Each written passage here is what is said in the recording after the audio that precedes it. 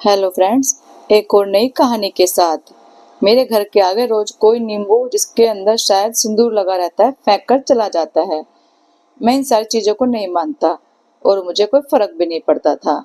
सुबह घर में झाड़ू लगाते वक्त जब बाहर के गेट को खोलकर मेरी पत्नी कूड़ा बाहर कूड़ेदान में डालने जाती है तो मुख्य द्वार पर ठीक सामने रोज उसे वह नींबू दिखता, जिसे कभी हाथ भी नहीं लगाती। बाद में सड़क के साथ सफाई के वक्त वह वहां से हट जाता, यह या किसी की गाड़ी के पहियों के नीचे आकर खत्म हो जाता। लगातार एक हफ्ते से ऐसा कुछ मेरे घर में हो रहा था। मेरी पत्नी बहुत परेशान हो चुकी थी और रोज मुझसे इस बात के लिए बहस करती कि पता करो कि सब कौन कर रहा है। पर मैं उसे सिर्फ यही कहता कि यह सब काला जादू वगैरह कुछ नहीं होता, सब मन का वहम होता है। अगर ऐसा होने लगे तो हर कोई दुनिया को अपनी मुट्ठी में कर ले। जो ऐसा कर रहा है उसे करने दो, उसे अपने मन की तसल्ली मिलने दो। हमारा कुछ नहीं बिगड़ने वाला, होगा वही जो प्रभु चाहेंगे। लेकिन मेरी पत्नी को कितना भी समझा लो, वह इन सारी दकियानुस बातों को मानती थी। उसने जिद पकड़ ली कि अब तो उसे पता करना ही है कि यह सब कुछ कौन कर रहा है, नहीं तो वह हमारे घर में कुछ अनर्थ हो जाएगा। इन सब पर यकीन न होते हुए भी पत्नी की जिद के आगे मुझे झुकना पड़ा और मैंने अगले दिन अपने घर के हॉल के बाहर सीसीटीवी कैमरे इंस्टॉल करवा दिए, जो कि सड़क तक रिकॉर्डिंग आराम से कर सकता था। किसी पड़ोसी को खबर नहीं लगनी थी कि हमने कैमरे लगवाए, ताकि दूध का दूध और पानी का पानी हो सके।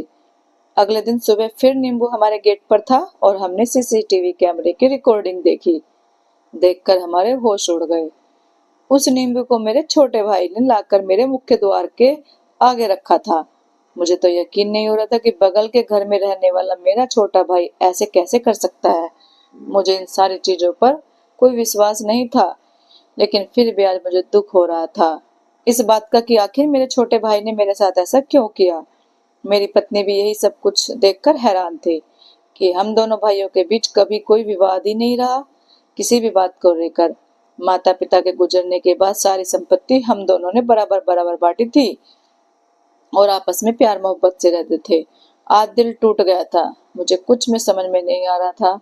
मेरी पत्नी को गुस्सा आ रहा था और वह अपने देवर देवरानी से लड़ने के लिए जाना चाह रही थी, लेकिन मैंने उससे बोला तुम चुप रहो और अपना काम करो, मैं छोटे से बात करके देख लूंगा। पत्नी ने बोला बात करने वाली कोई बात ही नहीं है, यह बात बहुत बड़ी है, सगा भाई होकर वह ऐसे कैसे कर सकता है। मैंने किसी तरह से अपनी पत्नी को समझा बुझाकर उस घर के कामों में व्यस्त कर दिया और अपने छोटे भाई के पास गया। भाई ने हमेशा की तरह बहुत प्यार से मुझसे बात की और अपनी पत्नी से मेरे लिए चाय बनाने को कहा। थोड़ी देर में चाय आ गई। मैं भाई से इधर उधर की बात करने के बाद मुख्य मुद्दे पर आ गया और बोला कि मेरे घर के मुख्य द्वार पर रोज कुछ सिंदूर लगा हुआ नींबू फेंक कर जा रहा था। मेरा भाई अनजान बनते हुए बोल रहा था, अच्छा ऐसा कौन कर सकता है।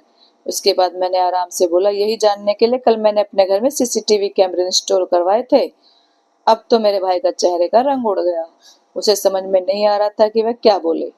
वह मुझसे नजरें नहीं मिला पा रहा था। वैसे मैंने अपने भाई से पूछा कि मुझसे ऐसी क्या गलती हो गई कि उसने मेरे साथ ऐसा किया।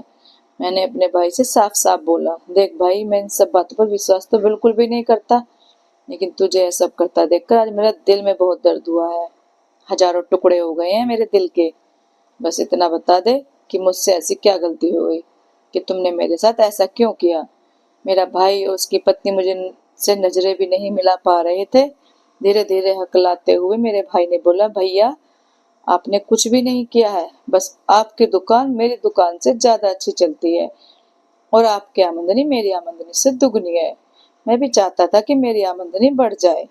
किसी ने मुझे बताया था कि अगर मैं नींबू में सिंदूर लगाकर आपके घर के सामने रख दूंगा और आपने अगर उसे छू लिया तो उसके प्रभाव से आपका भाग्य मुझे मिल जाएगा, तो उसके प्रभाव से आपका और मेरी दुकान भी आपकी दुकान की तरह अच्छी चलने लगेगी। बस भाई मैं यही चाहता था। मैं हैरान था अपने भाई की सुनकर। मेरा भाग्य लेने के लिए मेरे भाई ने काले जादू का इस्तेमाल किया। फिर भी खुद को संभालते हुए मैंने अपने भाई से बोला, भाई अगर यही बात थी तो एक बार मुझसे बोलकर तो देखा होता, मैं तो खुद अपने हाथों से इस नींबू को उठा लेता, तुझे यह सब करने की जरूरत ही नहीं पड़ती। कहकर मैंने अपनी जेब में हाथ डाला और भाई ने आज सुबह जो नींबू मेरे गेट पर फेंका था वह अपनी जेब से निकालकर भाई के सामने अपने हाथ खोल दिया।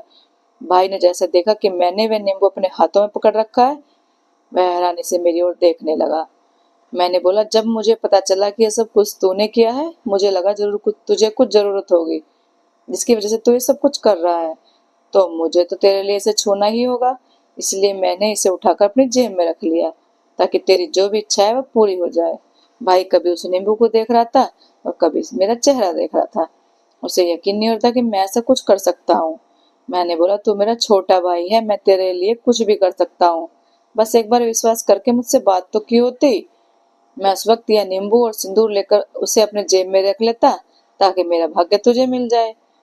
मेरा भाई शर्म से जमीन में गिरने को था, उसे कुछ भी समझ में नहीं आ रहा था और मैं अपने घर की ओर जा रहा था। यह बोलते कि अगर फिर कभी किसी भी चीज की जरूरत हो या कोई भी जादू टोना करना हो जिससे तुम्हारा कुछ फायदा हो, तुम्हें सीधे सीधे मुझसे बात करना है। वादा करता हूँ तुम्हारी पूरी मदद करूंगा। और मैं अपने घर की ओर जाने लगा, लेकिन पीछे से मेरे भाई ने मेरे पैर पकड़ लिए और रोने लगा।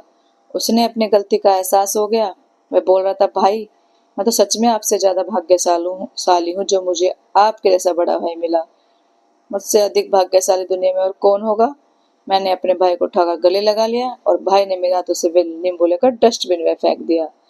दोस्तों, आपको ये कहानी कैसी लगी? अच्छी लगी तो लाइक, कमेंट और शेयर करना, चैनल को सब्सक्राइब करना। Thank you.